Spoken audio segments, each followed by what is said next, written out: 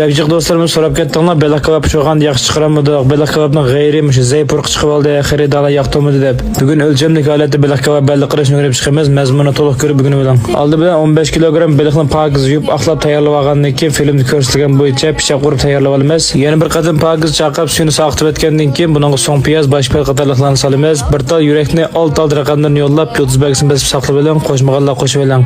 Orqadan 1,5 qo'shq atrofida zanjivil talqin solamiz. Az miqdorda jejong solamiz.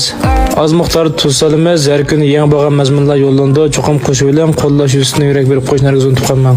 Orqadan belak kebab xurchidan muvofiq miqdorda solamiz. Vijang yoki vijang findan az miqdorda solamiz. Qizil kebab uchun 20 gram solamiz. Az miqdorda puroqliq may qo'yamiz. Maxsus rang kirgizadigan ranglardan 30 gram atrofida solamiz. Yana ozroq suzuk may qo'yamiz.